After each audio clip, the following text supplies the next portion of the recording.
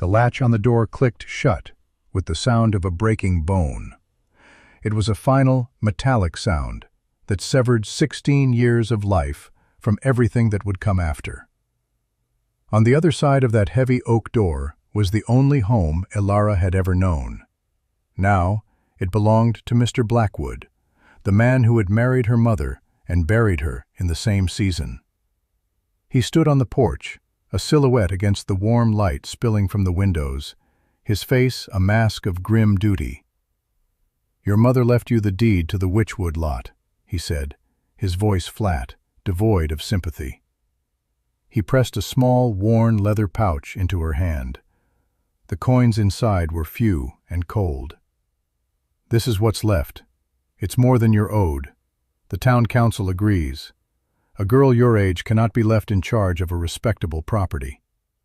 She didn't look at him. She looked past him, at the faces of Providence gathered in the dusty street. There was Mr. Gable, the mercantile owner, stroking his beard, his eyes filled with a sad, practical pity. There was Mistress Davies, pulling her own children closer, as if Elara's misfortune were a contagion. They watched her expulsion as they would watch a horse being put down, a sad necessity quickly forgotten. No one stepped forward. No one spoke for her. Her mother was gone, and with her, Elara's place in the world. The deed was a brittle piece of parchment. Witchwood Hollow, it read, a place of jokes and cautionary tales. A tangled, shadowed ravine 3 miles out of town, dominated by a single, lightning-scarred oak so ancient and dead it was considered a blight on the landscape. Her mother had bought it for a pittance years ago, charmed by the name and the wildness of the place. It was her one romantic folly, and now it was Elara's only inheritance. A worthless deed, a handful of coins, the worn wool dress on her back, and the small, sharp axe that had been her father's. That was the sum of her life. Mr. Gable cleared his throat, stepping forward. "Now, Elara," he began, his tone that of a man reasoning with a difficult child. "There's no sense in this foolishness. That land is nothing but rocks and roots. You give me that deed, and I'll see you get a place on the coach to the county workhouse. They'll feed you. You'll be safe." Safe. The word hung in the air, thin and insulting. Safe like a stray dog in a cage. Elara finally lifted her head, her gaze sweeping over the faces of the town. She saw their judgment, their certainty that she was doomed. A quiet, cold anger began to burn in her chest, a feeling so new and fierce it startled her. It was a fire in a frozen house, and it was all her own. She shook her head, a small, sharp movement. "The land is mine." A murmur went through the small crowd. Foolish. Proud. Mr. Gable sighed, a theatrical display of disappointment. "Have it your way, girl, but don't come crawling back when the snow flies. Providence has done its duty by you." He turned his back, and that was the signal. The show was over. The community dispersed, melting back into their warm, secure homes, their consciences clear. Elara was left alone in the growing twilight, the closed door of her past at her back, and a path into wilderness ahead. She did not weep. The cold had already frozen the tears in her throat. Instead, she walked to Gable's mercantile. The bell above the door chimed mockingly as she entered. He looked up, surprised to see her. She placed her coins on the counter. Not for a coach ticket. Not for charity. "A sack of flour," she said, her voice steady. "Salt. A good knife. And a whetstone." Mr. Gable packed the items in silence, his movements stiff with disapproval. He counted out her coins, leaving her with nothing. As he handed her the heavy sack, he gave her one last chance. "It's not too late, child." "The land is mine," she repeated. It was not a plea. It was a statement of fact. It was the only fact she had left. She shouldered the sack, gripped her father's axe, and walked out of the store, turning her back on the town for the last time. she did not look back. She walked west, toward the dying light and the place they all called worthless. The journey was a punishment. The 3 miles stretched into an eternity, each step a battle against the weight on her back and the growing dread in her heart. The well-worn town road gave way to a faint track, which in turn dissolved into untamed wilderness. The forest grew thick and menacing, its branches clawing at her dress, its shadows hiding unseen movements. The air grew colder as the land sloped downward into the hollow. She could feel the place before she saw it, a pocket of damp, still air that smelled of decay and wet stone. Then she was there. Witchwood Hollow. It was worse than the stories. A deep, rocky cleft in the earth, choked with thorns and shadowed by steep, weeping walls of granite. And in its center, the tree.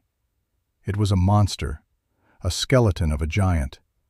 Its bark was gone, its wood bleached to the color of bone. A massive, jagged scar ran down its trunk where lightning had struck it generations ago, hollowing it out. Its great, dead limbs reached for the sky like accusing fingers. The ground around it was a graveyard of fallen branches and sour, rocky soil where nothing grew. This was her inheritance, a tomb. The weight on her shoulders suddenly felt unbearable. The flour sack slipped from her grasp, thudding to the ground.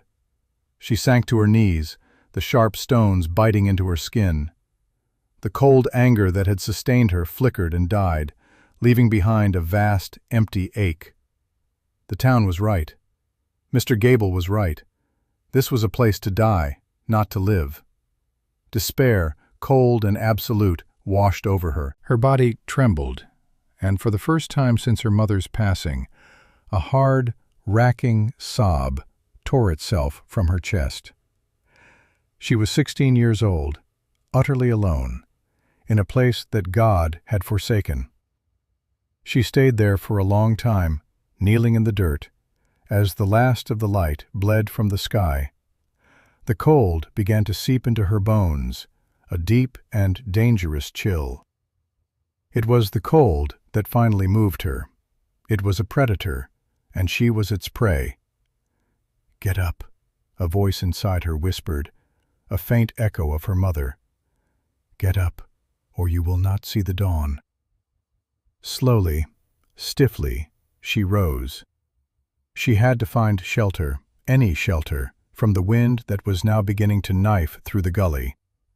Her eyes fell on the hollowed-out base of the dead oak. It was a dark, gaping maw, filled with a mulch of rotted wood and damp leaves. It was repellent, but it was the only break in the wind. Holding her breath against the smell of decay, she crawled inside. And then she felt it. A change in the air. The wind did not reach this far back. But it was more than that. The air itself felt different, less cold. She shuffled deeper into the hollow, her hands brushing against not the curved wood of the tree, but the flat, cold surface of the granite cliff face that the tree had grown against. And from a small, dark crack in the rock, a gentle current of air breathed out. It was not warm, not like a fire, but it was unmistakably milder than the air outside. It was the earth's own breath, slow and constant. Her heart gave a single, hard thump. Hope, fragile and tentative, stirred within her. She scrambled out of the tree and grabbed a fallen branch, using it as a lever to pry at the loose rocks around the fissure. They were heavy, but they moved. Behind them, the opening was larger than she'd thought, a narrow, dark passage leading back into the hillside. The mild air flowed from it, a steady promise. She looked at the scene again, but this time with new eyes. The dead oak was not a tomb, it was a shield. Its massive, hollow base was the foundation for a wall. The steep granite cliff behind it was another wall, a perfect windbreak. The earth itself was offering her warmth. The town saw a worthless, blighted gully. She was beginning to see the shape of a home. The despair did not vanish, but it receded, beaten back by a grim, burgeoning resolve. The work would be brutal. It might be impossible. But it was no longer hopeless. The first week was a blur of savage labor. Her world shrank to the hollow, to the ache in her muscles and the sting of blisters on her hands. She began by clearing the inside of the great oak's base.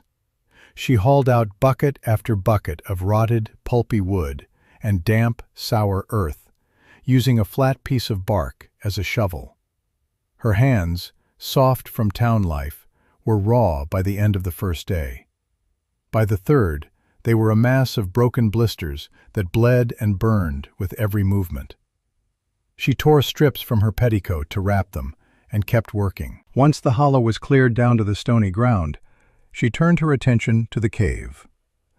The opening was too narrow for anything more than crawling.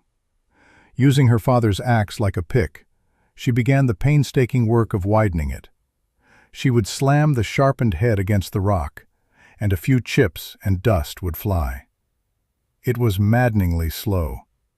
The shock of each blow traveled up her arms and into her shoulders.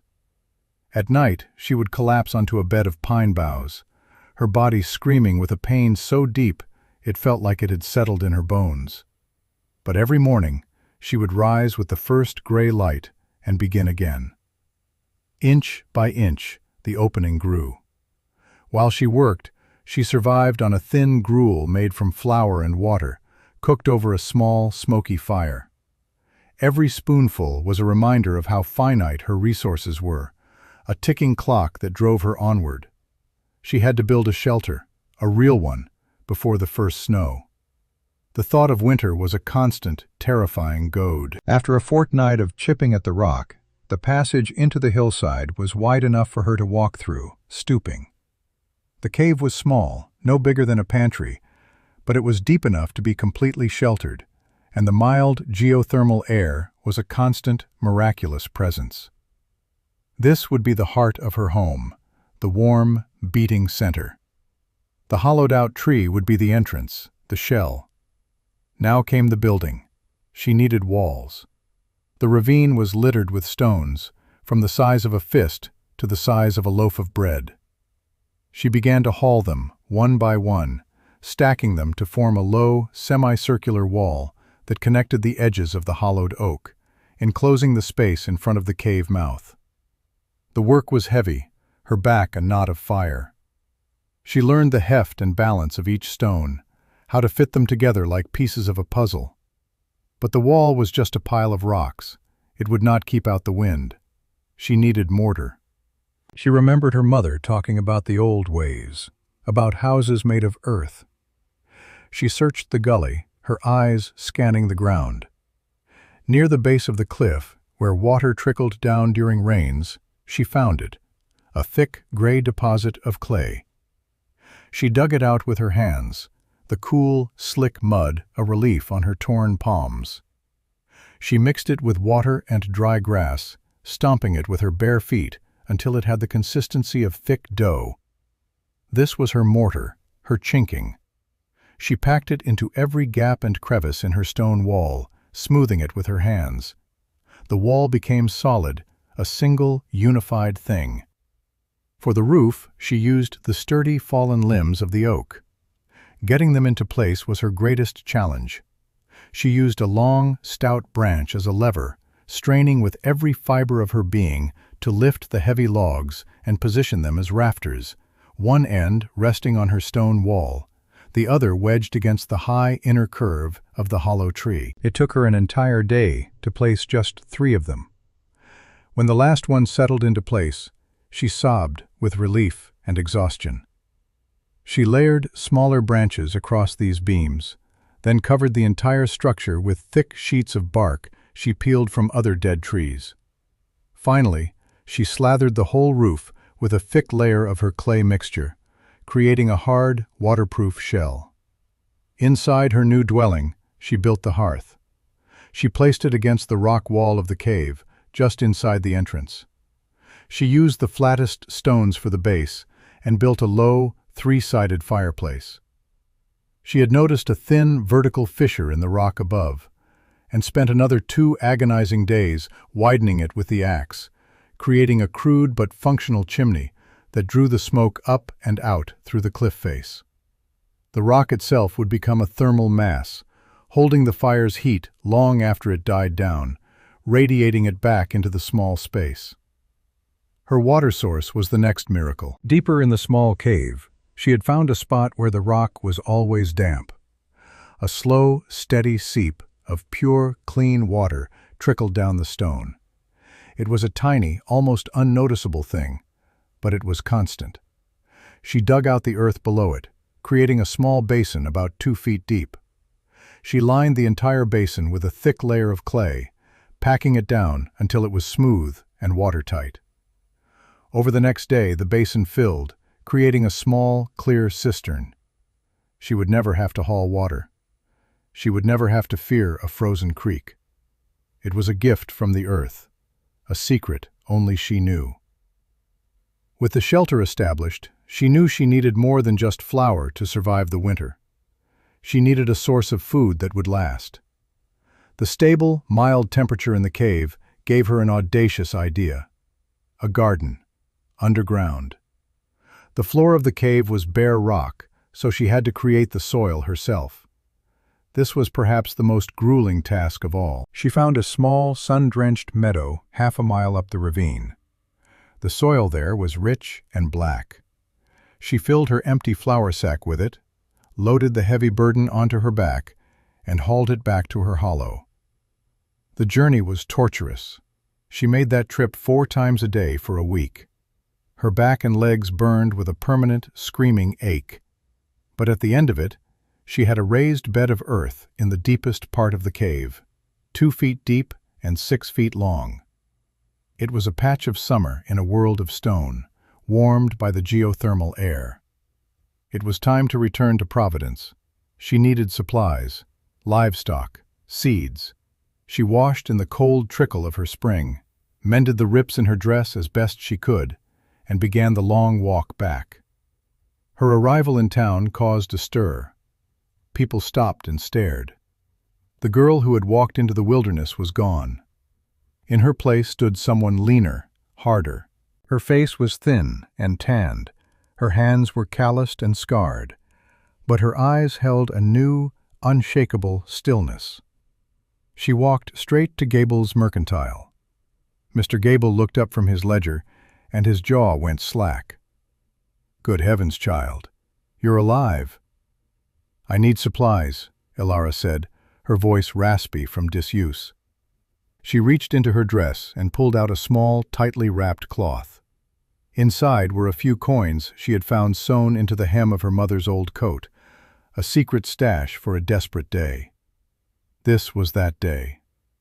"I need 3 laying hens," she said, placing the coins on the counter. "A bag of seed potatoes, turnip seeds, and more salt." Gable stared at the coins, then back at her. "Hens? Girl, what in God's name are you doing out there? Where would you even keep them?" The whispers had already started outside the store. People were gathering to look. They started calling her Hollow Girl. "I have a place for them," she said simply. She would not explain. She would not justify. She let their mockery wash over her. It had no power over her anymore. It was just noise. He sold her the chickens, shaking his head the entire time. He put them in a wicker cage. The journey back was even harder, carrying the awkward, clucking cage and the new supplies. The townspeople watched her go, their faces a mixture of pity and morbid curiosity. They saw a girl marching to her doom. Ilara saw herself carrying the seeds of her survival. Back in her hollow, she built a small, secure coop against the inner wall of the tree, using woven branches and more of the clay mortar. It was protected from the wind and predators. Her 3 hens, noisy and vital, were the first sign of real life in this dead place. Their gentle clucking was a sound of home. It was a few nights later that the dog appeared. He was a scrawny, black creature with wary eyes and ribs showing through his thin coat. He crept to the edge of the firelight, drawn by the smell of the small piece of rabbit Elara was roasting, caught in a simple snare she had built. She tossed him a piece of the meat. He snatched it and vanished into the shadows. But the next night, he was back, a little closer this time. She shared her meal again. On the third night, he did not leave.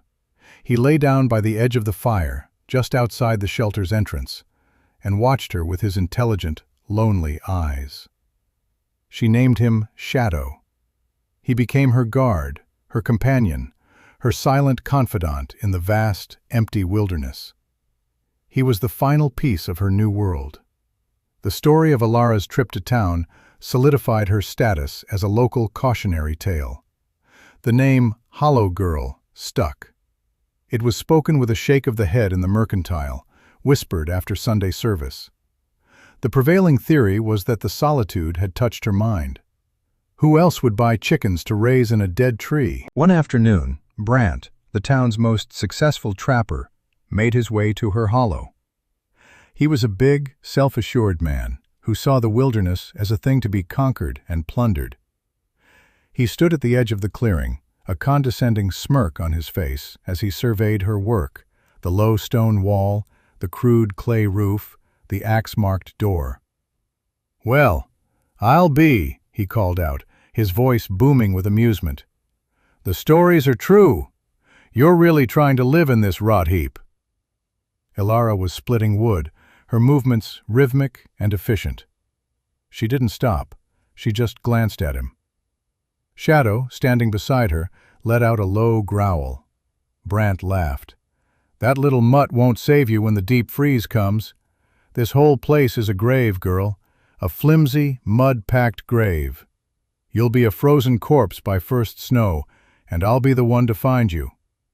He spat on the ground, turned, and walked away, chuckling to himself. His mockery was a stone thrown into the quiet pool of her existence. But the ripples quickly faded. His world of conventional wisdom had no meaning here. As autumn deepened, the world outside her hollow began to die. The leaves turned brittle and fell. The air grew a sharper edge, and the nights came sooner and stayed longer. But inside Elara's shelter, life was taking root. The first pale green shoots of her potatoes pushed up through the dark soil of the cave garden. The hens laid an egg nearly every day, small, precious ovals of protein she ate with a reverence that bordered on worship. Her days fell into a steady, quiet rhythm. She would wake in the near-total darkness of the shelter, the only light from the glowing embers in the hearth. The first task was always the fire. She would add new logs, coaxing the flames back to life. The warmth would slowly fill the small space. Then she would tend the chickens, feed them, and collect any eggs. She would check her garden, watering it from the cistern. The routine was a liturgy of survival. Tending the fire, the animals, the garden, the water. These were the four pillars of her world. The isolation was absolute. Weeks went by without the sight or sound of another human being. The only voices were the cawing of crows, the howl of the wind, and the occasional, distant cry of a wolf pack. But she was not lonely. The constant, demanding work filled her days, and the quiet presence of Shadow filled the silence. He was her anchor to the living world, a warm body to press against during the long, cold nights. Their bond was forged in the shared solitude, a silent understanding that they were all each other had. Section. Before the great storm, there were smaller tests. A week of relentless autumn rain turned the gully into a rushing stream. Water found its way through a tiny mist crack in her clay roof. A steady drip, drip, drip began to fall near her sleeping spot. In the middle of the lashing storm, she was outside, plastering the leak with a handful of cold, wet clay, the rain sluicing down her back. The patch held. The system worked.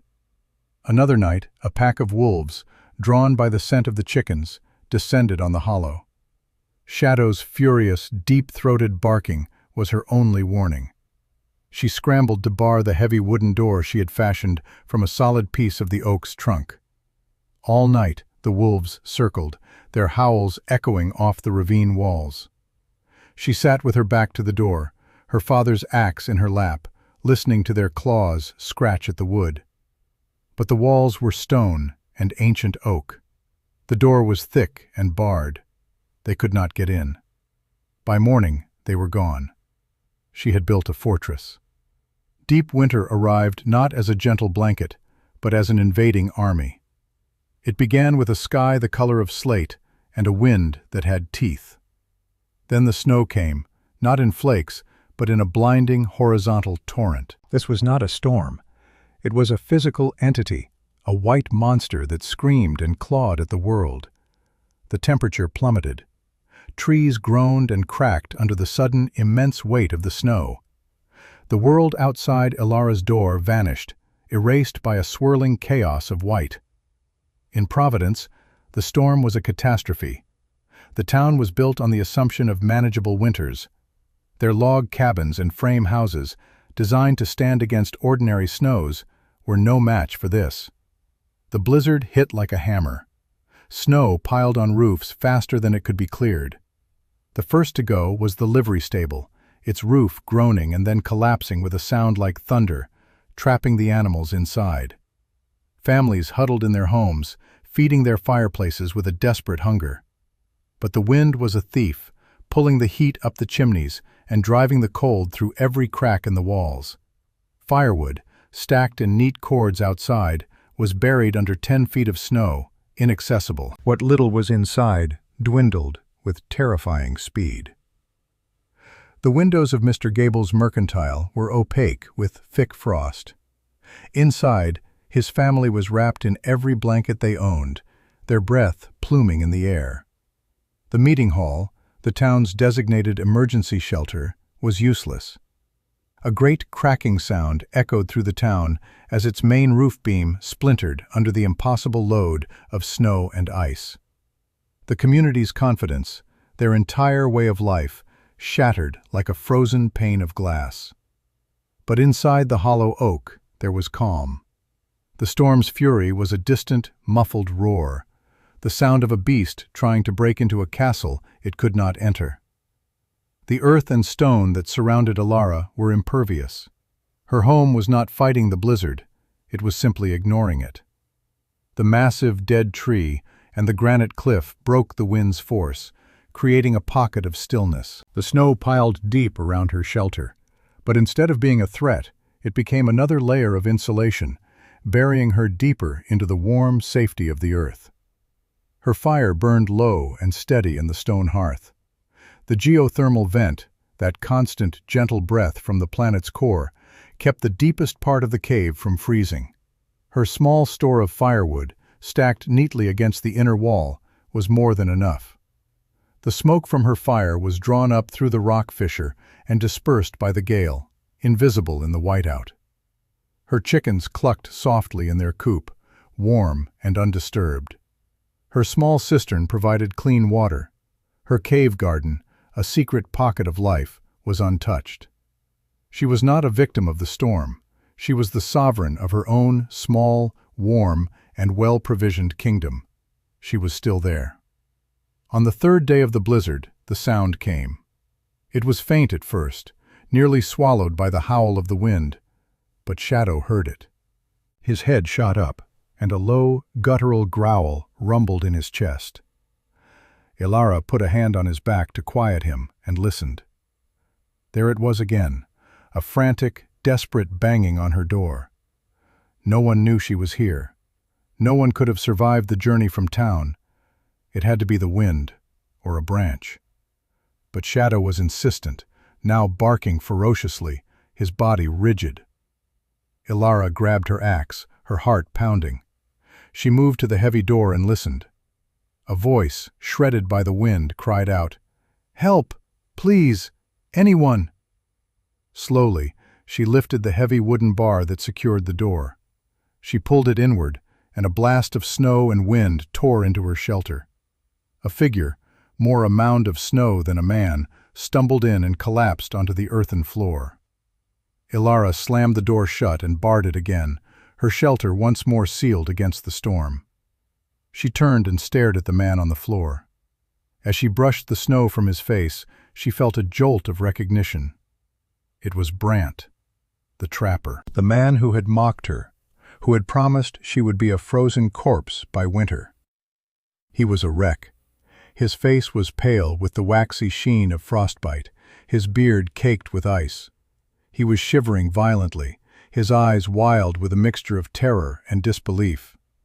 He had been on his trapline when the storm hit, and his own expertly built cabin had been crushed by the fall of a massive pine.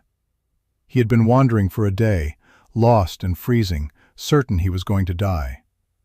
Then, through the blinding snow, he had caught the faintest, most impossible scent of wood smoke, and had stumbled toward it as his last, desperate act. He lay at her feet, helpless. The irony was so thick she could taste it. This was justice. This was the moment she could savor, the moment she could turn her back, as he and the whole town had turned their backs on her.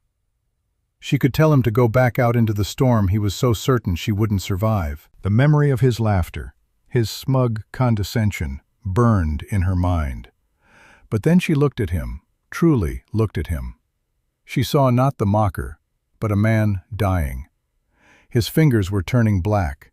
His shivering was beginning to subside, a dangerous sign. Her anger was a hot, satisfying coal, but the sight of his humanity, his raw and desperate suffering, was a bucket of cold water that extinguished it. Helping him would cost her. Her firewood was carefully rationed. Her food stores were meant for one. But letting him die would cost her something far more valuable, the person she had become in this hollow. She had not survived so she could be as cruel as the world that had cast her out. She had survived to be better than that. The choice was made in an instant. She knelt beside him. She worked quickly, her hands sure and practiced. She cut away his frozen boots and gloves. She rubbed his frost-bitten hands and feet with snow, the old way to bring back the feeling without causing more damage. She ladled broth, warmed over the fire from the bones of a snared rabbit, and forced it between his chattering teeth. Slowly, warmth returned to him. The shivering became less violent. He looked at her, his eyes filled with a dawning, horrified understanding. "You, the girl," he stammered. "Eat," she said, her voice leaving no room for argument. As he drank the broth, he began to talk, his words tumbling out in a rush of fear and awe. He told her about the town, about the collapsed roofs, about families trapped in their freezing homes. He spoke of Mr. Gable, his mercantile no warmer than a tomb, and his youngest daughter, burning with fever, their firewood gone. The moral choice expanded. It was no longer about one man. It was about the entire town. The community that had expelled her, mocked her, and left her for dead was now dying. She could stay here, in her warmth and safety, and let them face the consequences of their own lack of foresight. Or she could go out into the monster that raged outside and offer them the very survival they had denied her. She looked at her woodpile, at her stores of preserved food, at the sleeping chickens and the green shoots in her garden. This was her world, built of her own sweat and blood. To leave it, even for a few hours, was to risk everything. To share its bounty was to endanger her own winter. But to do nothing was to become the very thing she had fought against. It was to let the cold win. She stood up and began to pack a small, crude sled she had built for hauling firewood. She loaded it with logs, wrapped precious potatoes in a wool blanket, and added a small bundle of dried herbs her mother had taught her were good for breaking a fever. Brant stared at her. "What are you doing? You can't go out in that. It's death." "Stay here, tend the fire," she commanded. She pulled on the heavy coat she had stitched together from rabbit pelts, called Shadow to her side, and unbarred the door. The storm roared at her, an open maw ready to devour her. She leaned into the wind and stepped out into the white hell, pulling the sled behind her, a girl of 16 marching to save a town that did not deserve her. The journey to Providence was a nightmare. The wind was a physical wall she had to break through with every step. The snow was so deep it came up to her waist, and she had to fight for every foot of ground. Shadow stayed close, a dark shape in the swirling white, his presence a small comfort in the overwhelming chaos. More than once she fell, the sled tipping, and had to claw her way back to her feet, her lungs burning, her limbs numb with cold. She navigated by instinct, by the faint memory of the land's slope and the feel of the wind. When she finally stumbled into the town, it was a ghost world. The houses were white humps, their features erased by the snow. Only the faint outlines of roofs were visible. She made for the largest hump, the one she knew was Gable's Mercantile. The windows were dark. The door was blocked by a massive drift. She hammered on it with her fist, shouting until her throat was raw. Finally, the door scraped open a few inches. Mr. Gable peered out, his face gaunt and gray with despair. He stared at her, not comprehending. He saw a figure caked in snow and ice, a wild thing born of the storm. "Ilara?" he whispered, his voice cracking with disbelief. She pushed past him into the freezing darkness of the store. His wife and children were huddled under a mountain of blankets, shivering. The youngest girl was moaning softly, her face flushed with fever. The hearth was cold, a pile of gray ash. Without a word, Ilara dropped the armload of firewood she carried onto the stone. She knelt, arranged the kindling, and struck a spark with her flint and steel. A tiny flame flickered to life. The Gable family watched, as if witnessing a miracle. They did not speak.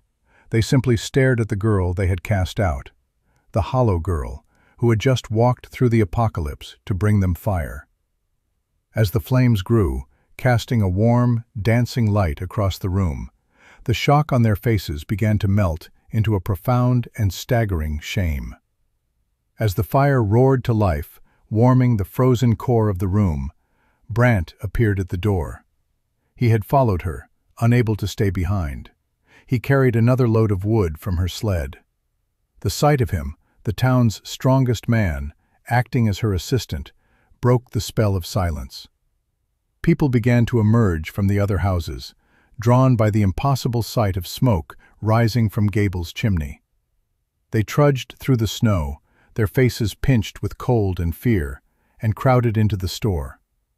They entered the warmth and stopped dead. They saw Ilara, calm and methodical, brewing a tea from the herbs she had brought for Gable's sick child. They saw her stores of food and wood. They looked from the life-giving fire to the girl they had dismissed as a fool, and the full weight of their error crashed down upon them. This was not a half-mad girl living in a tree. This was a builder, a survivor, a provider. Mr. Gable knelt by the fire, holding his daughter, who was now sipping the warm tea. He looked up at Ilara, his eyes swimming with tears that had nothing to do with the smoke. His pride, his certainty, his position as a town elder, it all crumbled to dust in the face of her quiet, powerful competence. "We were wrong," he said, his voice thick and heavy, the words torn from him. He said it to her, but also to everyone crowded into the room. "We sent a child out to die, and we called it duty. We called you a fool." "My God," he choked out, "we were the fools." Brant stepped forward, his face grim. "She built a fortress, while we sat in our coffins waiting for the cold to take us. She knew the land. We only knew how to own it." It was the moment of her triumph, the vindication she had earned with every blister, every aching muscle, every lonely night. She could have reveled in it. She could have reminded them of their scorn, of their closed doors and pious pity. She could have said, "I told you so." She did none of those things. She simply looked at Mr. Gable and said, "There is more wood on the sled. Bring it in. The child needs to stay warm." She handed Mistress Gable a few of the potatoes. "Boil these. The broth will give her strength." Her response was not triumph. It was grace. It was a practical, life-giving kindness that was more devastating to their pride than any accusation could have been. She did not gloat. She did not demand an apology. She simply provided. In that moment, she ceased to be the outcast. She became their leader. Her strength was not in the walls she had built, but in the character she had forged in the heart of the wilderness. When the great blizzard of '83 finally broke, Providence was a town reborn, humbled, and changed. The sun shone on a landscape of dazzling white, but the people saw their world with new eyes. Their first collective act was not to repair their own roofs, but to forge a path to Witchwood Hollow. They came not with pity or scorn, but with saws and hammers, with offerings of grain and tools. They came to help the girl who had saved them. Ilara met them at the edge of her clearing, Shadow at her side. She watched them approach, and for a moment she was wary. But she saw the change in their faces. There was no condescension, only a deep and quiet respect. Mr. Gable stepped forward. "We came to help you rebuild," he said, gesturing to the men behind him. Ilara looked at her shelter, buried peacefully under its thick blanket of insulating snow. "There is nothing here that is broken," she said. The name Hollow Girl was never spoken again. In its place, a new name grew, whispered first and then spoken with pride. The Woman of the Wood. People came to her hollow not to stare, but to learn. Brant, the trapper, became her most devoted student, asking her how she read the wind, how she knew to use the earth itself as a blanket. The women of the town came to see her cave garden, a miracle of green life in the dead of winter. They learned about her clay-lined cistern, her natural chimney, her understanding of thermal mass. The settlement of Providence began to build differently. New structures were dug into hillsides. Stone foundations became the norm. People began to bank earth against their north walls in the autumn, just as Ilara had done. They learned to see the landscape not as an enemy to be conquered, but as a partner in survival. The town that had been built on pride was being rebuilt on the foundations of humility and wisdom, a wisdom they had learned from the girl they had thrown away.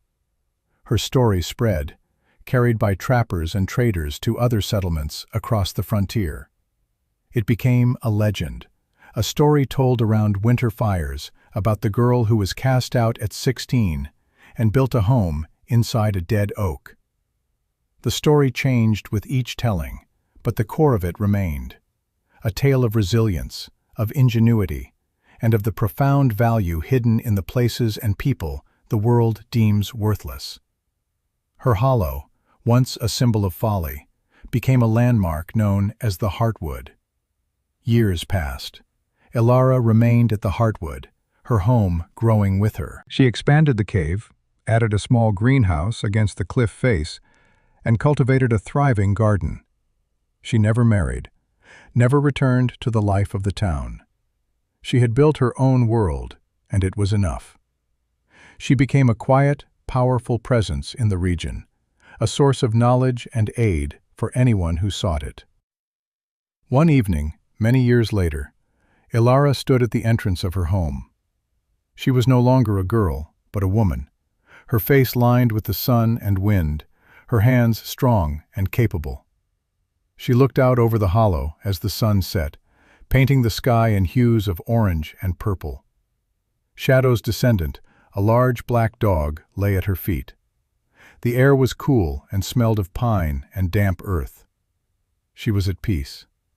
She had never sought revenge, never asked for respect.